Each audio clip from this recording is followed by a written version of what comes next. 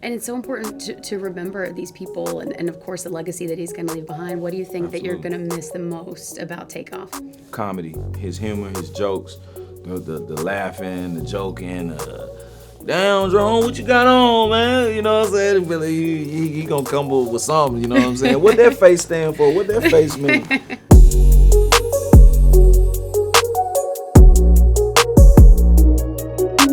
Hey friends, it's your girl Emily Curl. We're here at iHeartRadio Studios. We're hanging out with award-winning producer and artist. We have Drumma Boy here. Can we give it up for Drumma Boy in our studio?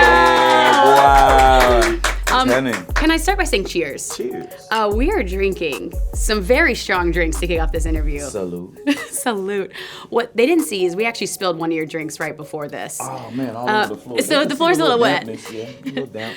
But we refilled. We're good. Refilled, you know what I'm saying? We're ready to start. Ginger ale. I have to start by telling you that I am a Georgia girl. Okay. I went to the University of Georgia. Oh, wow. I know you're Tennessee, so the one thing I gotta say is, how about them dogs? How about them volunteers? How No. about those? See, I'm Tennessee volunteer. Okay, but so, I mean, I feel like Georgia, we're having a year. Tennessee. Yeah, Georgia, they doing good. Y'all beat us.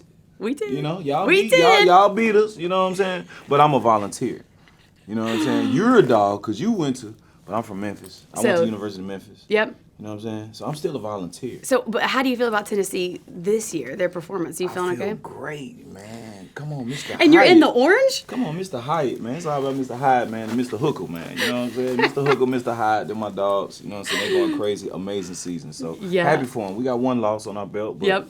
you know what I'm saying? It's only right that it's Georgia. Thank you. So Thank you. Good that's sport cool. right there. We beat Alabama, so that's all that That's matters. all that matters, and that was insane. That was an insane game. For sure. Well, let's talk about Memphis for a second, because your new album, Welcome to My City Volume 4, just dropped on 11/11. It did. Tell us about this project. Man, Welcome to My City, Unification Process of Memphis. This is the 4th volume. I've introduced a lot of guys like Yo Gotti, Young Dolph, Moneybagg Yo. I brought in Junior Reed on Volume 2 to Memphis. One of my first videos on MTV was Round Me, which is featuring A-Ball, MJG, Young Buck. And during this process, I've just been able to spotlight and put the shine where it's deserved on a lot of upcoming artists coming out of the city of Memphis. Yeah, I mean, and we talked about this right before. You dropped on 11/11. We can see it right here as you take a sip. Absolutely. 11/11 The heaven tattooed. gates are open. The heaven significance. gates. Talk me through it. My grandmama used to always be like, the heaven gates are open, baby. You know what I mean? And it's the only time on the clock where you could enter the clock. You know what I mean? And, you know, you hear a lot of people talking about making a wish and this and that. You know, I've never been a guy off of luck or based off of luck.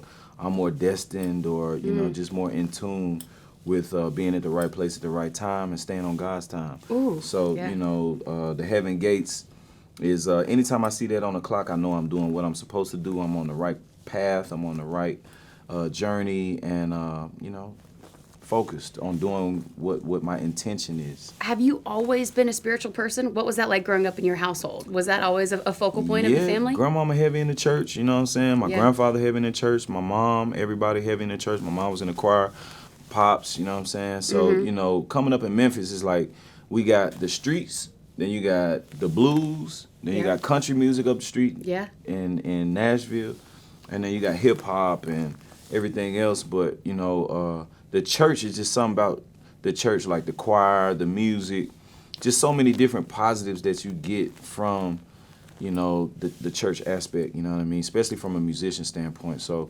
I call it like gumbo. You know, my music is gumbo. So a lot of that quality comes from the church. My dad was in the orchestra, Memphis Symphony Orchestra. My mom was in the opera. My brother This was was a in musical family. hip hop. So it's just like a big gumbo pot of all of these different genres of music. And I just combined it and put it into one. We read that you first started playing instruments when you were, what, 3 or 4? And what was it, the clarinet? The recorder. The recorder, hot cross buns? The recorder, you get the recorder before you get the E-flat clarinet. The E-flat clarinet. For sure. So music has always been in your blood, always been in the family. That's always something that's been important to you. Absolutely, absolutely. My dad was in the orchestra. Yeah. So when you wake up, like, you know, he rehearses, and he's the #1 first chair clarinetist in the Memphis That is Symphony Orchestra insane. for 40 years.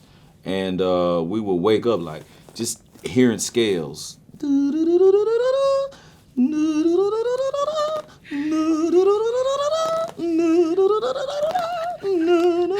it's Does like it haunt just, you in your sleep, or you like it? it haunts me in my sleep, but I had to learn how to utilize it. Yeah. So you just literally, knew. like even my mom, she would put her womb up to the speaker and play all these different songs, Luther Vandross, Michael Jackson, and Patti LaBelle, Anita Baker. My ear was alive before I was born. Ooh. You know what I mean? I'm in Yeah. the womb, and I have dreams. If you put both of your hands over your ears, it sounds like a muted room. And it Oh, that's reminds you, interesting. or reminds me at least, of being in the womb. And she was like, man, I'll put my stomach close to the speaker and play Michael Jackson, and you just get the kicking. You just get the moving. knew, Da-da-da. you knew. You know what I mean? And it's like, just think about that. Like, okay, I'm not even born yet, but I'm moving. Yeah. I'm not even born yet, but I'm dancing. Yeah. I'm training my Just in ears you, before yeah. I'm even alive. So I feel like, really we're 1 year older than what we think we are. Because you were alive for Right. 8-9 months in that womb. Yeah. You know what I mean? Heart pumping, blood feeling, da-da-da. Yeah. And certain things, you have memories of. For me, those came through nightmares. And I had to learn how to turn those nightmares into, positives, good dreams. And my brother helped me do that and take what was in my mind and transfer that into what y'all hear today as my beats. Yeah. And now, okay, so Drumma, let me ask you this too. If you were to close your eyes and imagine that everyone in this room, you take us to Memphis. Mm-hmm. What is the one spot you'd take us to be like, this is my spot. This is Memphis for you. This is my spot that I grew up loving. This is how I describe it. My funnest, best environment to take anybody to is the Memphis Grizzlies FedEx Forum. Oh, really? You know what I mean? I grew up wanting to play basketball, wanting to be in the NBA. I had varsity scholarships. I played varsity 9th grade all the way through 12th. D1, D2 scholarships. That was like my dream, is to make it into the NBA. And, I was winning dunk contests, all kind of stuff like that, 10th grade, 11th grade. Oh, my God. If I would have hit 6'3" or 6'4", I was like, man, Mom, I'm 10. Because I was this height at like 9th grade. So I'm 5'10". Really? Oh, so you grew. So, you know what I mean? 9th grade, 10th grade, okay, I'm 5'10". Woo, woo, I'm winning all these dunk contests and whatnot. And I played 2 of the 3, so I'm a shooting guard. Yep. You know what I mean? More than anything, I don't really like playing point guard, running the point and having to handle all the duties and whatnot. Yeah. So going to college, 5'10", you a point guard. Going to NBA, 5'10", you definitely a point guard. There's no, You know what I'm there's no saying? question. So had I got like 6'3", 6'4", I probably would have pursued basketball. But, making $20,000, $30,000 in 11th grade, doubling that in the 12th grade, 60,000, and then seeing about 150 my freshman year in college, it was like, man, I ain't doing basketball. Like, But you know what's interesting? You know what it makes me think of? I feel like, are you talking about being a point guard and like having control of the court? I feel like it's the same way being a producer. Like you touch everything, you kind of have control of that. Did you ever make that parallel? Yeah, the control for me came through conducting. 3, 4, by the time I was, let's say, 6, 7, I could identify a cello. That's a viola. Oh, no, that's a violin. You know what I mean? Oh, that's a trumpet. No, that's a trombone. And just understanding the difference between instruments. That's a clarinet. No, that's an oboe. Both, all woodwinds, you know what I mean? And just being able to distinguish what instrument is what. And the conductor would almost like just blow my mind, because he's got control of all of the instruments. Yeah. You know what I mean? And over here with the string section, and that's where hence the conductor come from. Yep. You know what I mean? I conducted my dad's last performance in the Memphis Symphony Orchestra, and it just changed my life. I was like, man, this is it. This is the power. This is the control. Wow. And it has a lot to do with making beats as well, because I can control any instrument. So, yeah, I play piano. I play bass, too. I play guitar. I play the drums, too. I go get the vocals. I might sing something, too. Give you a cadence, give you a melody, give you a hook idea. I might write the song for you, too. So you're busy. Well, I also had to ask you, too, because you're just in the news recently talking about how Memphis just surpassed Atlanta as, like, the hip-hop hub. And it kind of caused a little stir. You had some people talking about that. Yeah. Well, yeah, what do you think about that? Do you still think that Memphis is the new hub? Memphis been the hub before anything. You know what I'm saying? Yeah. We was the hub before music could even be made in Atlanta. You know what I mean? So, music-wise, all genres, from country to rock to pop to blues, Stax Records alone. Yeah. Like, we were responsible for a lot, you know what I mean? And we grew up to that. and seeing the Patti LaBelle's, Anita Baker's, and so many of the Isaac Hayes and, you know, Al Greens and all of the guys from Memphis, how humble they were and always treated others like the same. So it's kind of like that church vibe where, yeah, we're all stars, we're superstars and this and that, but we all treat each other the same. Yeah. Just being a good person, you know what I mean, and passing on a good message from our city. Musically, Memphis, we got it on lock, period. Yeah. Everybody sampling Memphis. The culture that we have, you know, the history of musicianship, I think that's bigger than anything. The amount of musicians that we have right now, shout out to Eric Gales. He nominated for a Grammy. You know what I'm saying? Going crazy. So Eric Gales is like the Jimi Hendrix of today. Yeah. If you're not hip, Eric Gales, go check his music out. One of the baddest guitar players out from Memphis. He just got Grammy nominated. That's not the only thing that's happened in the news recently, and we kind of touched on this. Like, I want to take a turn here to a bit of some sadder news. We were all so devastated by the loss of Takeoff from Migos, and I know that was a close friend of yours. Tell us a little bit about your relationship with the rapper. Man, Takeoff was a good brother, man, and one of the first songs I did with the Migos was Look at My Dad.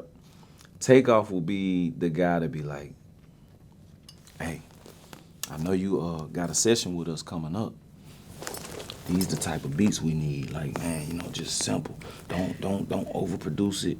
You know, just boom, clap, something simple. And watch, we gonna go crazy. But send like 5 of them. Don't even send a lot. You know what I mean? So he would already set the tone underneath, and help you kind of be prepared for what you was walking into. You know what I mean?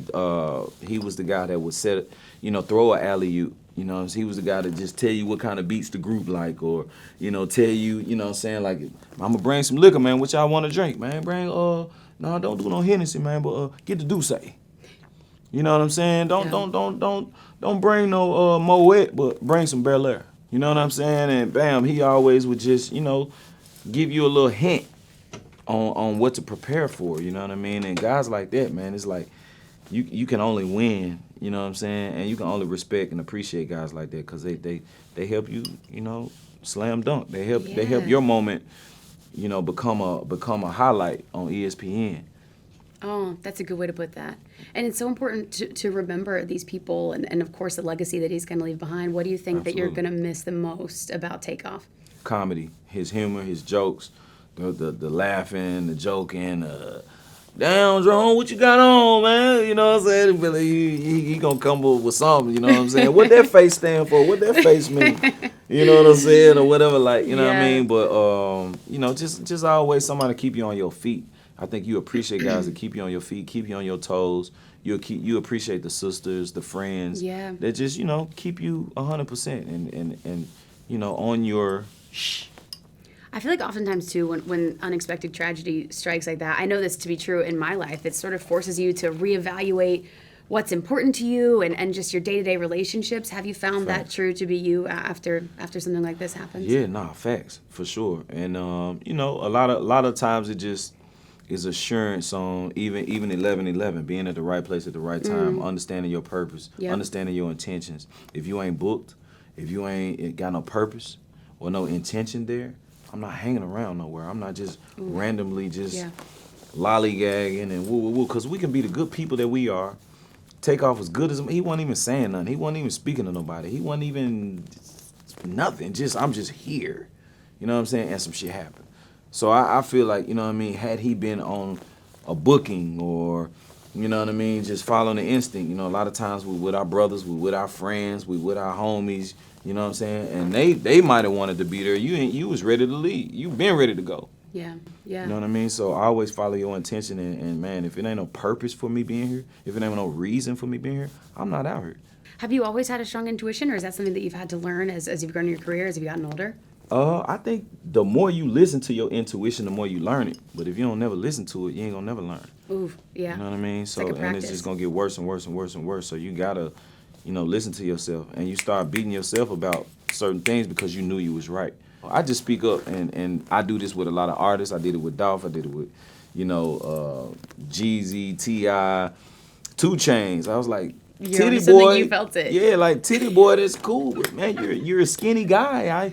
I don't see much titties on you, you know what I mean? I don't really understand the titty boy thing, you know what I mean? And like I just said what I said, and he took it upon himself, you know what I mean? Changed his name, came back with 2 Chainz. Yeah, wow. You know, it's funny, you've recently just posted a series too on your Instagram. I thought this was interesting about songs that people didn't realize that you produced. Oh yeah. Which I loved. What do you think is a song that now you're like, okay, I can't believe you guys didn't know I produced this, or I produced this track or this record? Here I Am, Rick Ross. Here I am. I got a lot of dollars, I can spend them on her. Here I am. Like songs like that. My mama hear me like, baby. She called you after that one? Yeah, I can dance to this now. I can juke to that one now. Your mama call you and tell you, then like, you know okay, it's good. Yeah. Like, okay, so following that intuition, who is an up and coming artist right now that you love, that you're really on? Right now, Wizkid, Tim's. Artists before that, I'm a huge fan still of Pitbull. You know what I'm saying? I don't know what it is with my dog. Oh, really? Like, you're a Pitbull? Yeah, I love Pitbull, it. my dog, man. Just fly, you know, very player. You know what I'm saying? And he just got it, man. He's Our smooth. team is all like, yep, nodding their heads. You know what I'm saying? Very smooth. I like the smooth guys, man. You know what I'm saying? Rocco, good friend of mine. Gucci. Love Gucci, man. You know what I'm saying? Gucci will be one of the first people to ask you what you want to eat before a session starts. And what we eating, Drum? And what's normally your answer to that question? It would be Busy Bees, Chanterelles, or Pascal's. Them top 3 soul food spots. Chanterelles closed recently, so now it's just Busy Bees. And what does Gucci like? He likes that too? Yeah, fried chicken, greens, yams, mac and cheese. You know, the soul food, shindig. You know what I'm saying? Like, he give me what you get, Drum. I trust you. You know what I'm saying? Everybody trusts what I eat. They know I eat good. They know I'm very picky on certain foods. So people always be like, man, give me what you get. Drumma, thank you for being here. This has been such a great interview. For sure. Congratulations. Welcome to My City. Volume 4 is out now. Can we give it up one more time Absolutely, for Drumma Boy being in our iHeartRadio studios? Hey. Cheers, Drumma. Cheers.